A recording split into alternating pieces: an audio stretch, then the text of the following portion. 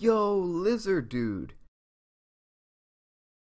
You alright, bro?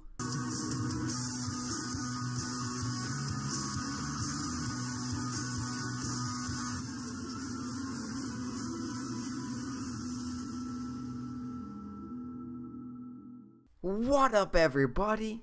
How's your day going? This is Edible Incredible, back at it again, and in this video, we're gonna be analyzing the DLC trailer, specifically Pack 2.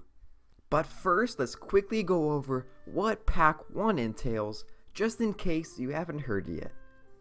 So let's do it! First of all, we have the Trial of the Sword. A whole bunch of rooms to go through, and it appears that you start off without any of your items, reminiscent to Eventide Island, which, man, makes me so hyped. And plus, once you finish this challenge, the Master Sword gets to be fully powered, glowing all the time. I don't know what it is exactly in Zelda games, but when the Master Sword is glowing, like I remember at the end of Wind Waker and the end of, I believe, Skyward Sword as well. I just love walking around with the sword being at its full strength. Just so badass. Hero's Path mode is another thing that we get in this Pack 1 DLC. And it seems like to me that the majority isn't really like, wow, that's awesome about this. It's like, okay, cool. But for me, I really do wish that this map feature was in more open world games. Since my Breath of the Wild map is already full, it's really hard to tell where exactly I've been and what places I haven't been. But with this, I'm gonna know exactly where to explore. Honestly, I'm super excited for this. And of course, we're gonna have the Majora's Mask, Twilight Princess, Spirit Tracks, Tingle, and Korok outfits. But I think I'm more so excited for the Master mode. I love how enemies are now going to be able to regenerate health, and oh my god, Golden Lionel, I cannot wait to face off against this dude.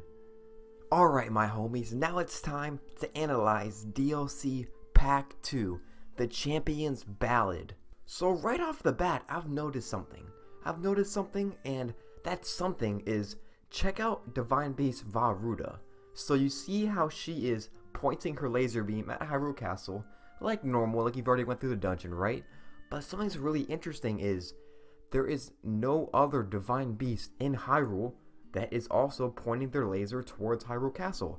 Check out behind Kass. The divine beast is not there pointing the laser. And you can see Hyrule Castle for a second. There is only one beam, and that is the one from Vah Ruta. Death Mountain even still has dark clouds above it. And I believe this only occurs before you take out the Divine Beast on Death Mountain. So let's quickly go back to what Zelda says at the end of the game. Minor spoiler warning. Divine Beast Vah Ruta. Looks like it stopped working. My initial reaction to this was that the game must take place after the events of Breath of the Wild, and it would revolve around getting Divine Beast Vah Ruta to start working again.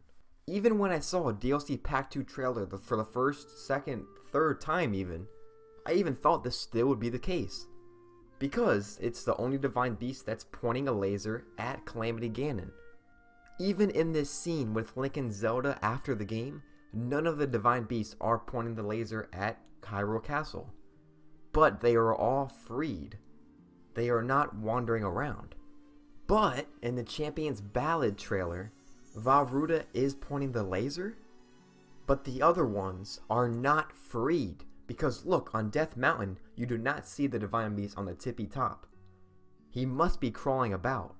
So now this brings up two possibilities. Either it does indeed take place after the events of the game, and they just didn't bother to program the other Divine Beasts to be freed, or this actually takes place 100 years before the game, since none of the Divine Beasts are freed other than Divine Beast Vah Ruta. This could also be why when they show the 4 champions in the trailer, they are in kind of like a black and white footage, potentially hinting at that this game takes place before the events of Breath of the Wild. Who knows, man, maybe we'll get to play as the 4 separate champions with their 4 separate side stories.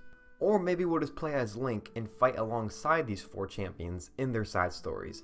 But this could potentially, if this is the case, this could potentially flesh out these 4 champions much better than they do in the game. And this would solve a huge issue that many people have with the game's story.